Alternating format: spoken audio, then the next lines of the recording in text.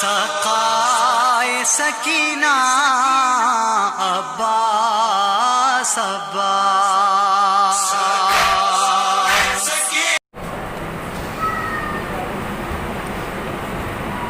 ہمیں حکم دے رہا ہے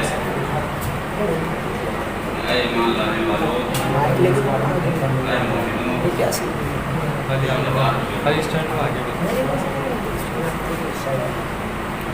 اس آیت کی سب سے بڑی فضیلت انفرادیت یہ ہے کہ اس میں اللہ نے سب سے پہلے خود عمل کیا ہے۔ ان اللہ و ملائکتہ یصلون علی النبی، بے شک اللہ اور اس کے ملائکہ درود بھیجتے ہیں۔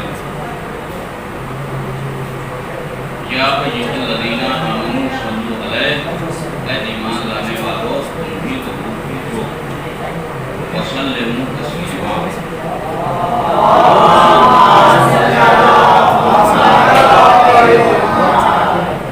جو اور تسلیم کرو جو تسلیم کرنے کا وقت ہے۔ عموماً بات یہی تک آتی ہے صرف اے مومنوں درود بھیجو، لیکن اس آیت میں وسلموا تسلیما ہمیں درود بھیجنے کا حکم دیا گیا، اور معصومین نے بھی درود بھیجنے کا حکم دیا، اور درود کے بہت سے فضائل بھی ہمارے سامنے آئیں، چنانچہ جیسے کہ ہر مشکل کا حل ناد علی ہے، ہر حاجت کی حاجت روا ناد علی ہے، اسی طریقے سے ہر مشکل کی مشکل کشا صلوات ہے۔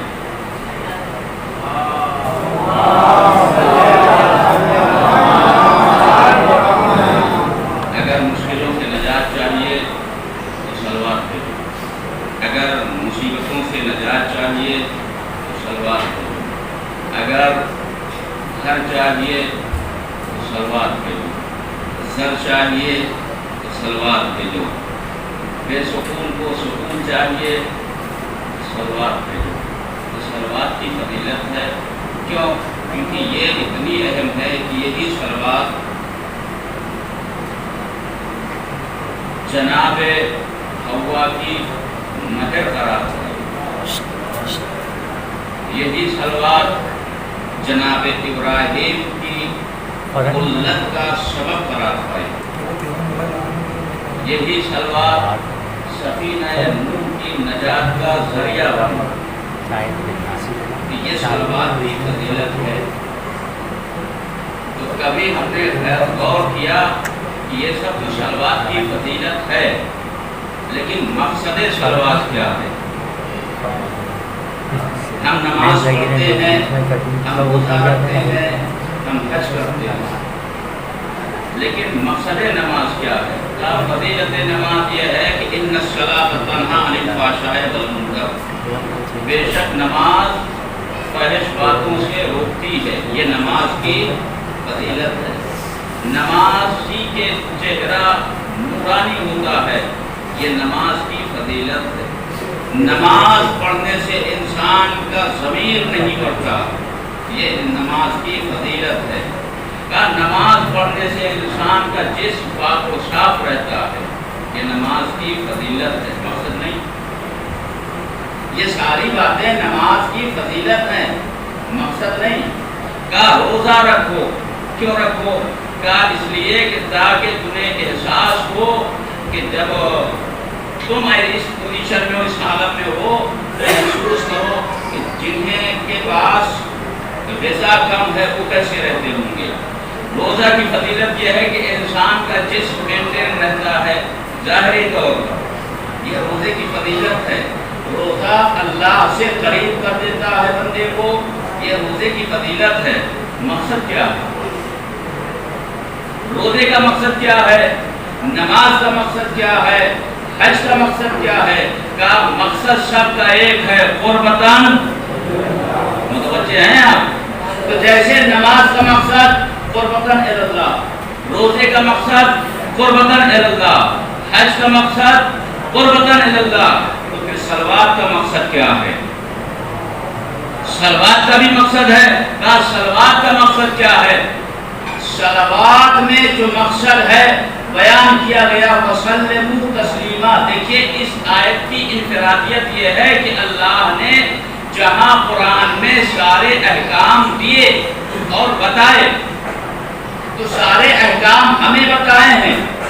نماز کا حکم دیا، ہم سے مطالبہ کیا تم نماز پڑھو، روزے کا حکم دیا، ہم سے مطالبہ کیا تم روزہ رکھو، حج کا حکم دیا، ہم سے مطالبہ کیا کہ تم حج کرو۔ اللہ نے بھی نماز پڑھی، اللہ نے روزہ رکھا، اللہ نے حج کیا، نہیں کہا وہ حاکم ہے، چونکہ وہ حاکم ہے اس لیے وہ نہیں پڑھے گا، پڑھوائے گا۔ وہ حاکم ہے، وہ رکھے گا نہیں، روزہ رکھوائے گا، چونکہ وہ حاکم ہے، وہ حج کرے گا نہیں، کروائے گا۔ تو اللہ حاکم ہے، ہم عامل ہیں۔ لیکن اس آیت کی انفرادیت یہ ہے کہ اللہ اس آیت میں پہلے عامل بنا ہے پھر حاکم۔ وہ کہتا ہے کہ ان اللہ و ملائکتہ یصلون علی النبی، اللہ اور اس کے ملائکہ اہل بیت پر درود بھیجتے ہیں۔ اے ایمان لانے والوں تم بھی بھیجو۔ کیوں بھیجے؟ مقصد کیا ہے؟ وسلموا تسلیما، یہ ہے اس آیت کا مقصد۔ تسلیم کرو انہیں جو تسلیم کرنے کا حق ہے۔ معصوم سے پوچھا گیا کہ وسلموا تسلیما کی تفسیر کیا ہے، تو معصوم نے فرمایا چھٹے امام جعفر صادق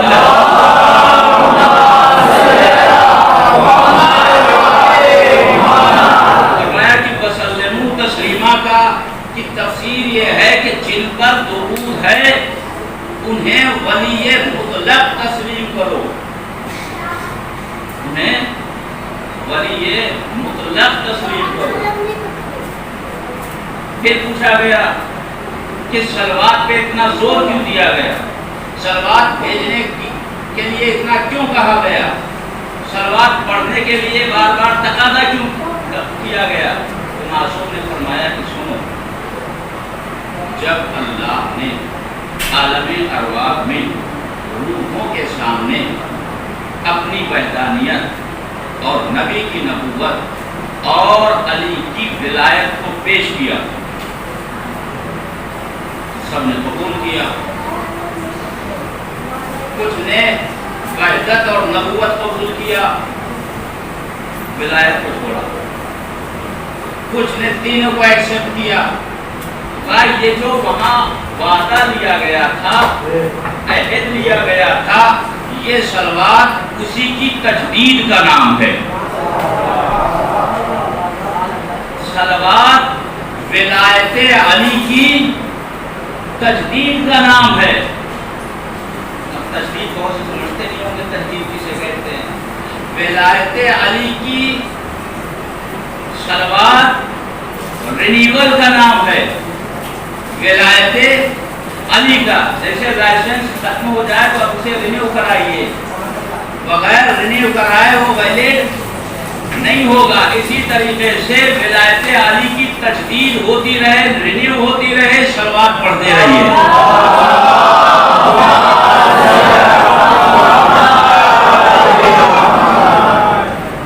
اور حدیثوں میں آیا ہے، تاریخ میں ہے کہ کسی نبی کو اللہ نے اس وقت تک نبوت نہیں دی کہ جب تک اس نے ولایت علی کا اقرار نہ کر دیا۔ کسی نبی کو اس وقت تک نبوت نہیں ملی کہ جب تک اس نبی نے ولایت علی کو قبول نہ کر لیا ہو۔ اب نبی کسے کہتے ہیں؟ کہا نبی کہتے ہیں یہ بنا ہے نبا سے، نبا کہتے ہیں خبر کو، نبی کہتے ہیں خبر دینے والے کو، نبی کہتے ہیں خبر دینے والے کو، نبا کہتے ہیں عربی میں خبر کو۔ اب اس قرآن میں بسم اللہ سے والناس تک خبریں ہی خبریں ہیں۔ آدم کے سجدے کا خبر اس قرآن میں، ابلیس کے جھگڑے کی خبر قرآن میں، نوح کے سفینے کی خبر قرآن میں، نوح کے بیٹے کے پہاڑ پہ جانے کی خبر قرآن میں، نوح کی بیوی کے ڈوب جانے کی خبر قرآن میں، ابراہیم کو آگ گلزار بنانے کی خبر قرآن میں، ابراہیم کو خلت ملنے کی خبر قرآن میں۔ تو ساری خبریں اس قرآن میں ہیں۔ قرآن میں ہے 114 سورے، 6666 آیتیں، اور اس میں تمام ہے خبریں ہی خبریں۔ لیکن قرآن کو کتب اخبار نہیں کہا گیا، اخبار آسمانی نہیں کہا گیا، بلکہ اسے قرآن کہا گیا۔ حالانکہ اس میں خبریں ہی خبریں، متوجہ ہو کے سنیے گا، حالانکہ اس میں خبریں ہی خبریں ہیں۔ جہاں 114 سورہ قرآن میں، سورہ بقرہ، سورہ مائدہ، سورہ نور، سورہ آل عمران، وہی قرآن میں ایک سورہ ہے سورہ نبا۔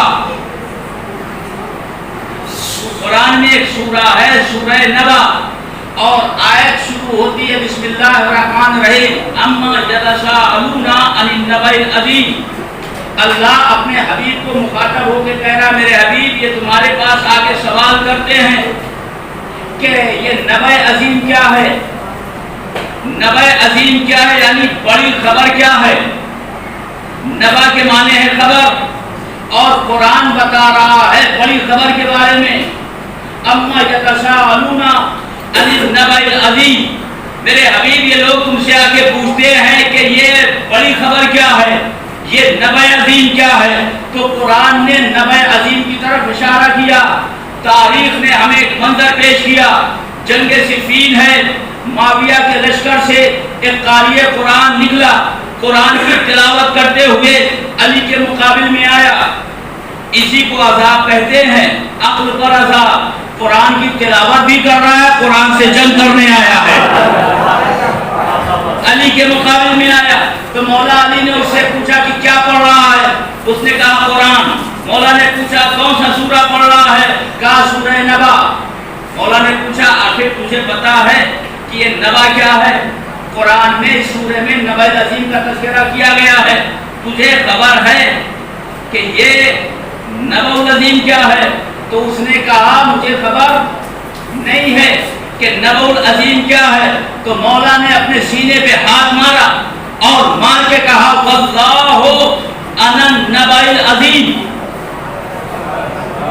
واللہ انا النبأ العظیم، کہ قسم خدا کی نبأ عظیم میں ہوں، نبأ عظیم میں ہوں۔ لیجیے صاحب، یہ طے ہو گیا کہ سب سے بڑی خبر علی۔ کوئی نبی اس وقت تک نبی نہیں بنا کہ جب تک اس نے علی کی ولایت کو قبول نہیں کر لیا۔ نبی کہتے ہیں خبر دینے والے کو، نبا کہتے ہیں خبر کو۔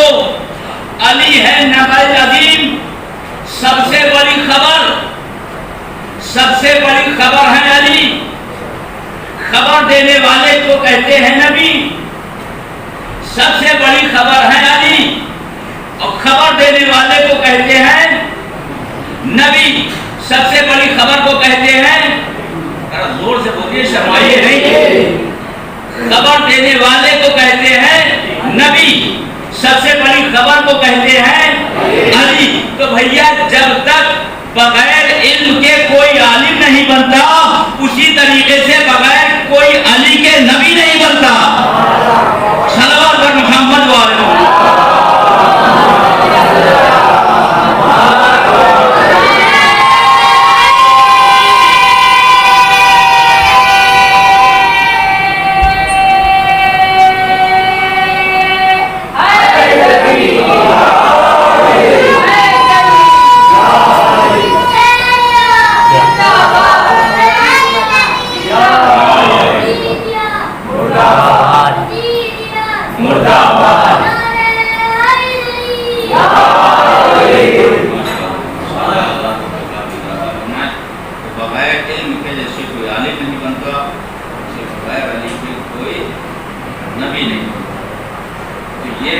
नबअ अजीम, सबसे बड़ी खबर। अजीजों, एक दिन अल्लाह ने अपने हबीब को बुलाया, आओ आसमान की सैर करो। नबी पहुंचे मेराज पर, तो क्यों बुलाया? कुरान ने बताया कि क्यों बुलाया। बिस्मिल्लाहिर्रहमानिर्रहीम। क़द रआ मिन आयाते रब्बिहिल कुबरा। अल्लाह ने बुलाया काहे लिए मेराज पे? अपनी बड़ी निशानी को दिखाने के लिए। नबी को मेराज पे बुलाने का मकसद अल्लाह का यह था कि आओ हम तुम्हें अपनी बड़ी निशानी दिखाएं, हम अपनी बड़ी निशानी दिखाएं। तो जिस अली ने ये कहा कि अनन नबउल अज़ीम, उसी ने कहा कि अना आयातुल्लाहुल कुबरा, मैं अल्लाह की सबसे बड़ी निशानी हूं। तो निशानी भी अली, सबसे बड़ी निशानी भी अली, सबसे बड़ी खबर भी अली। सबसे बड़ी निशानी भी अली, सबसे बड़ी खबर भी अली। खबर सुनाई जाती है, निशानी दिखाई जाती है। निशानी दिखाई जाती है, खबर सुनाई जाती है। नबियों को भेजा ताकि जाकर जमीन पर खबर दो। अपने सबसे बड़े नबी को आसमान पर बुलाया, आओ तुम्हें हम निशानी दिखाएं। निशानी दिखाई जाती है, खबर सुनाई जाती है। तो अजीजों, निशानी सुनाई जाती है, दिखाई जाती है, खबर सुनाई जाती है।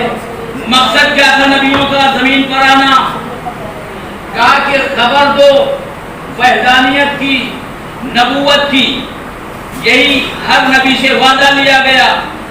अली की विलायत, नबी की नबूवत, उसकी वहदानियत, सारे नबी आए और ये काम पहुंचा के चले गए। लेकिन जब आखिर नबी आया, सबसे बड़ी खबर अली, सबसे बड़ी निशानी अली। जब आखिरी नबी आया तो अल्लाह ने आखिरी नबी को भी खबरदार किया कि अगर ये न किया, अगर ये न किया तो कुछ न किया। गदीर में नबी को भी खबरदार किया, खबर देने वाले को अल्लाह ने खबरदार किया कि अगर ये न किया तो कुछ न किया। लीजिए साहब, रसूल जमीन पे आए और सारी खबरें पहुंचा दी। अब जमीन पर रसूल ने कहा मन कुंतु मौला फाज़ा अलियुल मौला। इधर रसूल ने कहा और रसूल के जमीन पर आने का मकसद पूरा हो गया। आसमान पर भी जाने का मकसद पूरा हो गया। कैसे? का निशानी दिखाई जाती है, खबर सुनाई जाती है। अली को अपने हाथों पर उठाकर रसूल ने दिखाया भी है, सुनाया भी है। यानी जमीन पर भी जो काम था रसूल के दिन में वो भी पूरा हुआ। आसमान पर जो देख के आए थे उसको भी पहुंचा के उसे भी पूरा किया। जब ये काम पूरा हो गया तो अल्लाह ने कहा अल यौमा अकमलतु लकुम दीनकुम, आज मैंने दीन कामिल कर दिया। सल्लल्लाहु अलैहि मोहम्मद वाले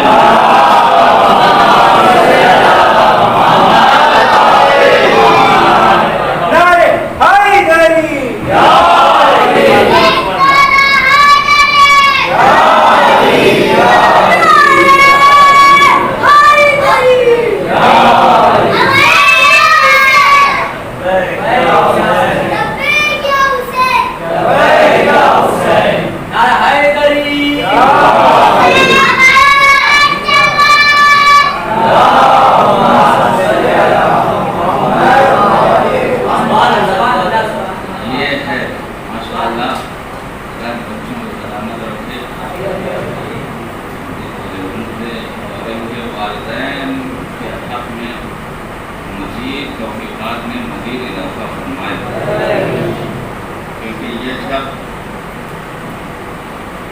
باپ کا خون اور ماں کے شیر کا اثر ہے۔ مفتی کے عقیدے میں کوئی جوش نہیں ہے، مفتی کے عقیدے میں کوئی جوش نہیں ہے، ایمان بچانے کا اسے ہوش نہیں ہے۔ آ دیکھ لے بیشم کی زباں کاٹنے والے، بچہ بھی میری قوم کا خاموش نہیں۔ سلوات پڑھیں محمد وعلیہ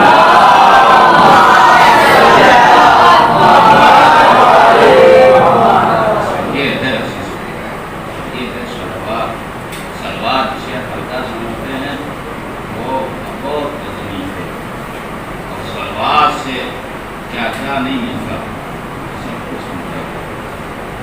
یہ جو ہم اور آپ شہد کھاتے ہیں، کیسے بنتا ہے شہد؟ آپ پھولوں کا رس مکھیاں نکال کے لاتے ہیں، تو سارے پھول تو میٹھے ہوتے نہیں۔ ایک شہد کی مکھی نے دعوت دی نبی خدا کو، آئیے میں نے شہد اکٹھا کیا، میں چاہتی ہوں کہ آپ دعوت قبول کریں۔ رسول اسلام نے قبول مولا کائنات کو بھیجا، وہ شہد لے کے آئی اور رسول نے شہد تناول فرمایا۔ پھر اس مکھی سے پوچھا کہ بتا شہد تو بہت شیریں ہے، آخر اس میں اتنی مٹھاس کیوں آتی ہے؟ کہا یا رسول اللہ ہم پھولوں سے رس چوستے ہیں۔ رسول نے کہا کہ ہر پھول تو میٹھا ہوتا نہیں، ہر پھول کا ذائقہ ایک ہوتا نہیں۔ مکھی نے کہا یا رسول اللہ جب ہم پھولوں کا رس چوستے ہیں تو ہم اس سے پہلے آپ پر درود بھیجتے ہیں۔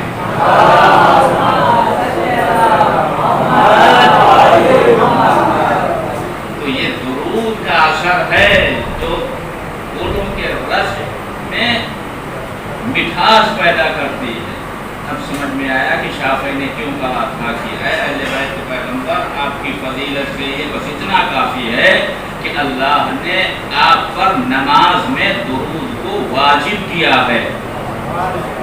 تو جو صلوات رسوں کی تاثیر بدل سکتی ہے وہی صلوات عبادت کی روح پیدا کر سکتی ہے۔ صلوات عبادت کا جز نہیں ہے، صلوات عبادت کی روح ہے۔ صلوات ہے کیا؟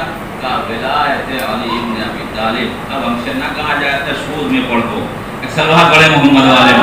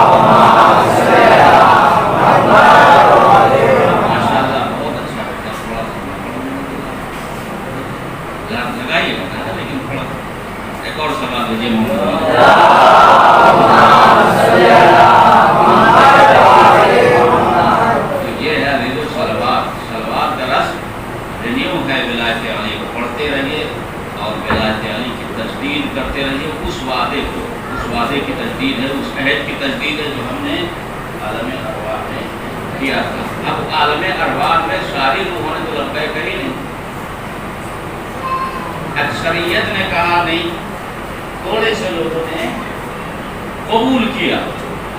تو جب وہاں قبول تھوڑے سے لوگوں نے کیا تو پھر یہاں ہماری کوشش ہی بیکار ہے کہ وہ بھی علی کو مانے، یہ بھی علی کو مانے، وہ بھی علی کو مانے۔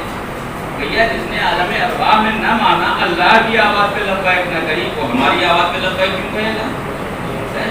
ہم علی کو چھوڑے کیسے، وہ علی تک آئے کیوں؟ ہم علی کو چھوڑے کیسے، وہ علی تک آئے کیوں؟ دونوں اپنے خون کی تاثیر سے مجبور ہیں۔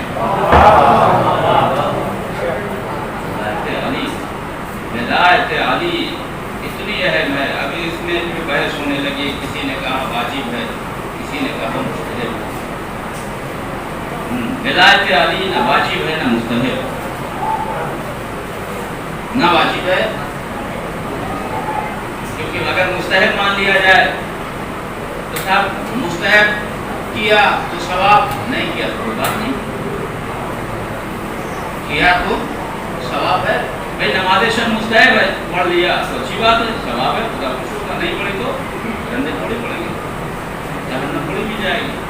نہیں پڑھ لیا تو بہت اچھی بات ہے، اس میں اضافہ ہوگا، چہرہ نورانی ہو جائے گا. نہیں پڑھا ولایت علی واجب بھی نہیں، کیونکہ واجب ایک ایسی قسم ہے کہ یہ واجب ہر پر واجب بھی نہیں. اگر ولایت علی کو واجب بھی مان لیا جائے تو ولایت علی ہلکی ہو جائے گی، کیونکہ واجب بھی ہر ایک پر واجب نہیں ہے. نماز واجب ہے، بالغ پر ہے، نابالغ پر نہیں.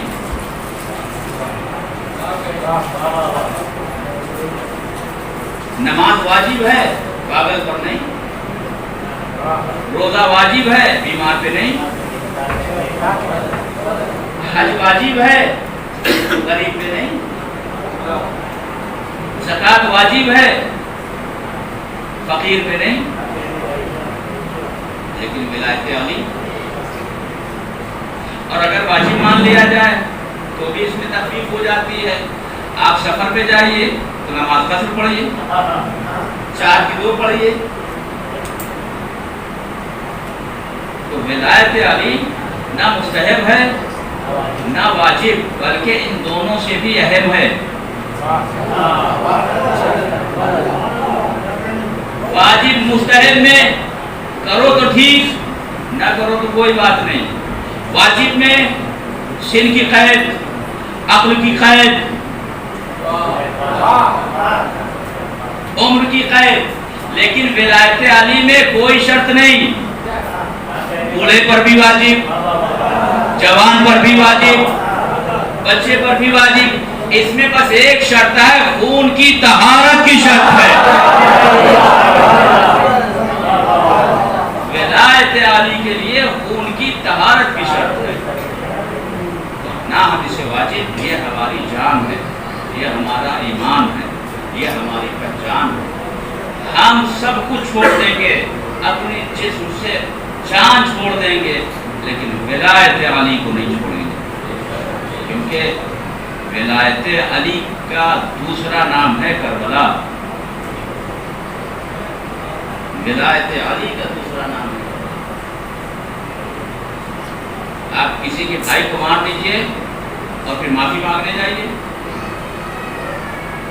آپ کسی کے بیٹے کو مار دیجئے پھر معافی مانگنے جائیے، معاف کرے گا. جس کا بیٹا چلا جائے وہ دشمن کو معاف کرے گا، جس کا بھائی مار ڈالا جائے وہ دشمن کو معاف کرے گا. لیکن کربلا میں ہوا کیا؟ حسین کے بھانجے بھی شہید ہوئے، حسین کے دوست بھی شہید ہوئے، حسین کا بھائی بھی مارا گیا، حسین کا بیٹا بھی مارا گیا. پھر بھی حسین سب کچھ لٹانے کے بعد چاہ رہے ہیں کہ میرے نانا کی امت اصلاح ہو جائے. کیوں مجھے مارنا چاہتے ہو؟ کیا میں نے شریعت محمدی میں تبدیلی کی ہے؟ حلال کو حرام، حرام کو حلال کیا؟ دیکھو میرے قلب سے بات ہے. اور اپنے آپ کو گناہ میں ملوث نہ کرو، اپنے ہاتھوں کو میرے خون سے نہ رنگو. لیکن جب جواب ملا، حسین نے پوچھا کیوں قتل کرنا چاہتے ہو؟ جواب کیا ملا؟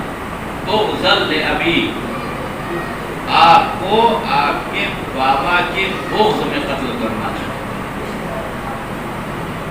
جب یہ سنا امام نے تو کہا کہ اب تم سے جہاد واجب ہے، کیونکہ تم نے ولی خدا کا انکار کر دیا. یہ ہے ولایت. دوسرا نام ہے کربلا جو ہوئی ولایت علی. سب کچھ لٹا دیا، بچ گیا رسول کا دین، بچ گئی شریعت، لیکن گزر گیا فاطمہ کا گھر. آج یہ شب ہمیں فرصہ دینا ہے امام عصر کو.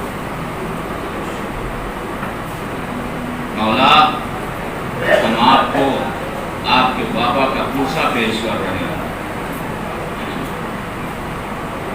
اتنے سارے لوگ آئے ہیں پرسے میں امام کو پرسہ دینے کے لیے.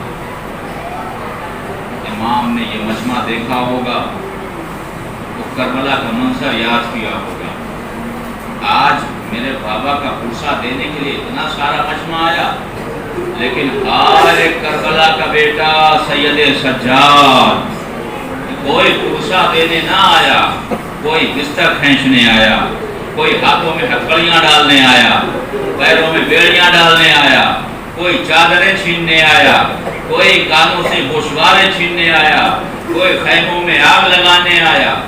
اللہ اکبر، یہ پرسہ ہے. مولا ہمارا پرسہ قبول کیجیے. بے کسی اور بے بسی میں ہمارا 11واں امام اس دنیا سے رخصت ہوا، زہر سے شہید کیا گیا. لیکن کسی کو زہر ملا، امام اس دنیا سے گئے، لیکن ایک بیٹا اپنے پیچھے چھوڑ کے گئے جو آزاد ہے.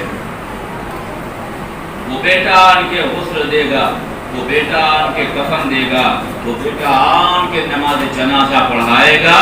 لیکن ہائے حسین کی مظلومی کہ حسین نے بھی اپنے پیچھے بیٹا چھوڑا، لیکن حسین کی شہادت کے بعد اس بیٹے کے ہاتھوں میں ہتھکڑیاں ڈالی گئی، پیروں میں بیڑیاں ڈالی گئی، کمر میں لنگر، گلے میں توقے خاردار ڈالا گیا. بیٹا تو ہے لیکن باپ کو غسل نہیں دے سکتا، بیٹا ہے لیکن باپ کی نماز جنازہ نہیں پڑھا سکتا. جزاکم اللہ خیر الجزا. 11واں امام ہمارا اس دنیا سے رخصت ہوا، لیکن یہ ایام بھی آخری چل رہے ہیں. بس کل ہمارے پاس کل کا دن ہے. اب یا حسین کہیں، پھر اس کے بعد یہ فرش عزا کی رونق، یہ عزا خانوں کی رونق، یہ واہ حسینہ کی صدائیں، یہ شور گریا، یہ رونے کی آوازیں کم ہو جائیں گی. الوداع کہہ دیجئے حسین کی اس دکھیا ماں کو جو اپنا شکستہ پہلو تھامے ہوئے، عصا کا سہارا لیے ہوئے ان مجلسوں میں آتی ہیں. عزیزو، پردیس سے جب کوئی مسافر اپنے وطن کو جاتا ہے تو خوشحال ہوتا ہے، لبوں پہ ہنسی، دل میں جلد پہنچنے کا جذبہ، لوگوں سے مل کر باتیں کرنے کی خوشی. جیسے جیسے منزل کے قریب ہوتا جاتا ہے، اپنے وطن سے قریب ہوتا ہے، اس کے جذبات بڑھتے رہتے ہیں اور خود بخود اس کے قدم تیزی سے بڑھتے ہیں کہ اب میں اپنے وطن سے قریب ہوں. اور جب اسے اپنا وطن قریب نظر آتا ہے، دکھائی دیتا ہے تو اور خوش ہو جاتا ہے. لیکن یہ حسین کا قافلہ پہلا ایسا قافلہ ہے مسافروں کا کہ جو سفر سے لوٹ تو رہا ہے وطن، لیکن دلوں میں غم ہے اور لبوں پہ آہ واہ حسینہ. ہر کوئی یہ چاہ رہا ہے کہ یہ سفر اور طویل ہو جائے. جب دنیا کا کوئی مسافر اپنے وطن کو دیکھتا ہے تو لبوں پہ مسکراہٹ آتی ہے، لیکن جب یہ قافلہ مدینے پہنچا تو اب تک علی کی چھوٹی بیٹی خاموش تھی. اب مرثیہ پڑھا مدینہ تو جدنا لا تقبلنا، اے نانا کے مدینے ہمارے آنے کو قبول نہ کرنا. جزاکم اللہ خیر الجزا. شہزادی ام کلثوم کے لب کھلے اور یوں مرثیہ پڑھا، اے نانا کے مدینے ہمارے آنے کو قبول نہ کرنا، کیونکہ جب ہم گئے تھے تو ہماری گودیاں آباد تھیں، اب جب ہم لوٹے ہیں تو ہماری گودیاں خالی ہو چکی ہیں. جزاکم اللہ خیر الجزا. خدا آپ کو کوئی غم نہ دے سوائے غم مظلوم کربلا. کربلا کے. لیجیے احباب اعزاز، یہ قافلہ اہل حرم کا بیرون مدینہ ٹھہرا. بشیر ابن جزلم مدینے میں آیا اور اس نے منادی دی، اے مدینے والو، مدینہ رہنے کے قابل نہیں رہا. حسین کربلا میں قتل کر دیے گئے، حسین کربلا میں مارے گئے. یہ صدا دیتا ہوا بشیر محلہ بنی ہاشم میں پہنچا، اور جیسے ہی بشیر نے یہ صدا دی تو ایک دروازہ کھلا اور ایک دراز قد بی بی عصا کا سہارا لیے ہوئے گھر سے باہر نکلی اور کہا، بشیر یہ کیسی سنانی سنا رہا ہے، یہ کیسی خبر دے رہا ہے، اے مدینے والو، مدینہ رہنے کے قابل نہیں رہا. اس نے کہا، بی بی یہ خبر صحیح ہے.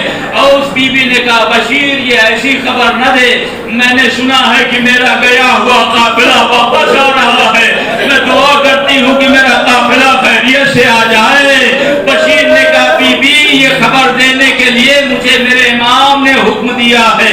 ایک مرتبہ اس بی بی نے طلب کے کہا، بشیر امام تو ایک ہی ہے، حسین ابن علی، یہ تمہارا امام کون؟ کہا، بی بی حسین کربلا میں مارے گئے، اب ہمارے امام علی ابن الحسین ہیں. قافلہ بیرون مدینہ ٹھہرا ہوا ہے. لیجیے ام البنین ایک بچے کو لے کے اور ایک شہزادی کو لے کے مدینے کے شہر سے باہر نکلی اور مدینے کے شہر سے اس طرف پڑھی جہاں قافلہ اہل حرم کا ٹھہرا ہوا تھا. ابھی کچھ دور پڑھی تھی، قافلے کے قریب ہوئی تو کیا دیکھا کہ ایک ضعیف و ناتماش سر راہ بیٹھا ہوا ہے. ام البنین نے کنیزوں کو بلایا اور کہا، اے کنیز جا کے اس ضعیف سے کہو کہ ذرا کنارے بیٹھ جائے، ادھر سے حسین کی بیٹی گزرے گی. کنیز جلدی جلدی گئی اور اس ضعیف سے کہا کہ ضعیف تو کنارے بیٹھ جا، ادھر سے حسین کی بیٹی گزرے گی. اس ضعیف نے کہا، بی بی آپ اپنی شہزادی کو لے کے گزر جائیے، میں اپنا پردہ خود کر لوں گا.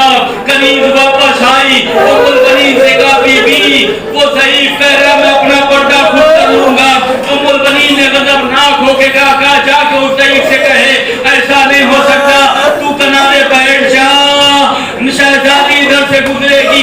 کنیز پھر آئی اور گفتگو کرنے لگی، اے ضعیف تو کنارے بیٹھ جا، حسین کی بیٹی آ رہی ہے، حسین کی ماں آ رہی ہے. ادھر یہ قافلہ دادی اور پوتی کا قریب ہوا. ادھر امام سجاد نے کہا، اے کنیز تو اپنی شہزادی کو لے کے گزر جا، میں اپنا پردہ خود کر لوں گا. لیجیے کنیز واپس ہوئی اور ام البنین سے کہا کہ بی بی وہ قیدی وہ ضعیف نہیں اٹھتا. ام البنین نے کچھ کہنا چاہا کہ صغرا نے شانے پہ ہاتھ رکھا، دادی اس ضعیف کو کچھ نہ کرو، اس کی آواز میرے بھیا سجاد سے ملتی ہے. جزاکم اللہ خیرا. دادی اس کا کچھ نہ کہو، اس کی آواز میرے بھیا سجاد سے ملتی ہے. ارباب اعزاز یہ فقرہ سجاد نے سنے، کربلا کا رکیہ، اے بھیا اکبر، سینے پہ لینے کی علی کھانا آسان، اے بھیا بدل کا سامنا کرنا مشکل. جزاکم اللہ خیرا جزا. وساقم دو فکرے اور ابیہ فکرنا کا جنگت میں تابوت بھی شبیہ تابوت رحمت اللہ آپ زیارت کیجئے گا 11ویں امام کا تابوت. اللہ لیجئے بھائی بہن کو پہچان نہیں رہی ہے. ایک قافلہ دادی اور پوتی جناب صغرا اور جناب ام البنین آگے بڑھی اور آگے بڑھی. دستور یہ ہے کہ جب پردیس سے مسافر پریشان حال مصیبت کا مارا ہوا کسی اپنے کو دیکھتا ہے تو دوڑ کے اس سے ملنے کی کوشش کرتا ہے تاکہ اس کے گلے لگ جائیں اور اپنی مصیبتیں بیان کریں. جیسے ہی جناب زینب نے ام البنین کو آتے دیکھا، علی کی بیٹی یا علی کہہ کے اٹھی اور ام البنین کی جانب دوڑی. ام البنین کے قریب پہنچی، اماں کہہ کے گلے سے لگانا چاہا کہ ام البنین نے ہاتھ رکھ دیا، بی بی ابھی ٹھہرو، بی بی ابھی رک جاؤ، بی بی آپ نہیں بیٹھو، آپ بھی سفر سے آئی ہو، میں آپ سے وعدہ کرتی ہوں کہ آپ سے مل کے جاؤں گی، لیکن آپ سے پہلے میں علی کی بیٹی سے ملوں گی. زینب نے سر پیٹ لیا، اے اللہ پہچانو میں زینب.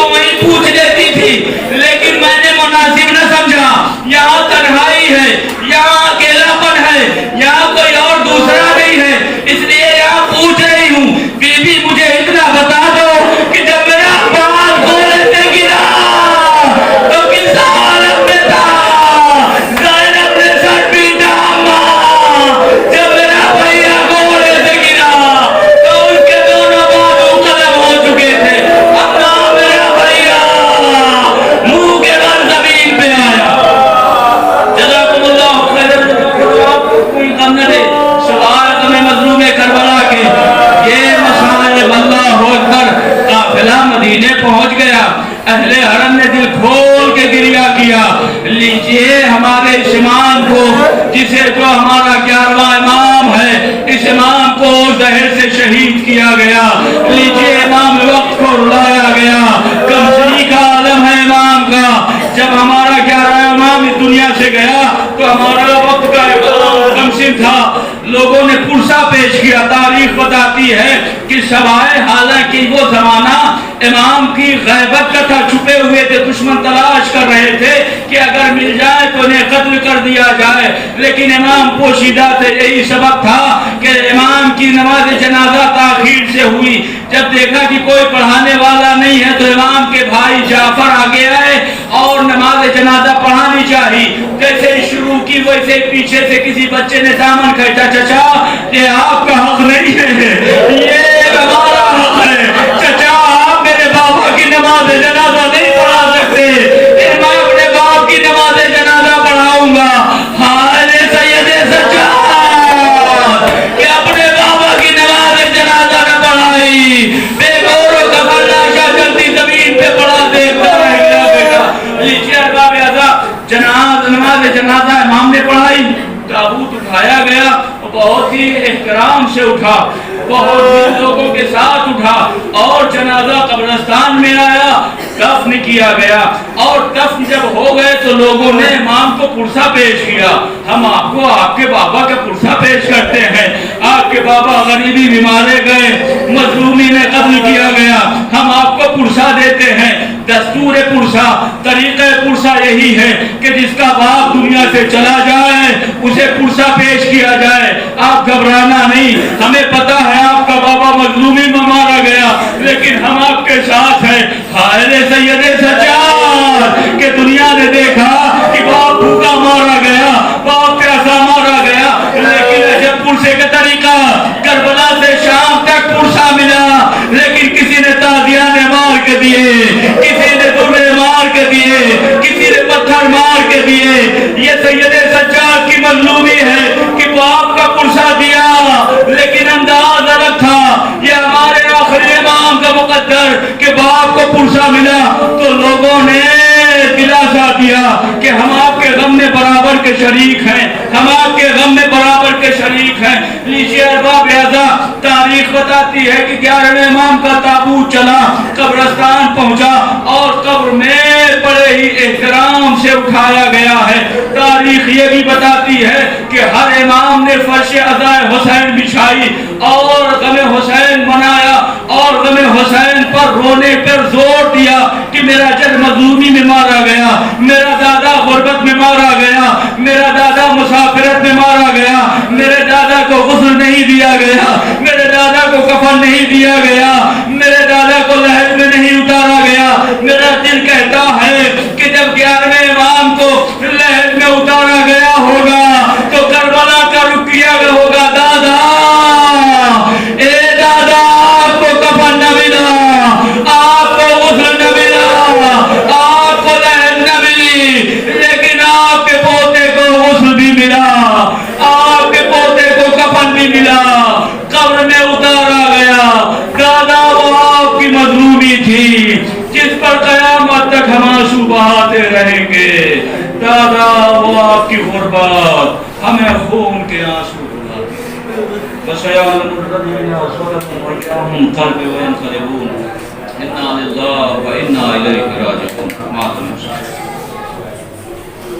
Hussein, Hussein, Hussein, Hussein.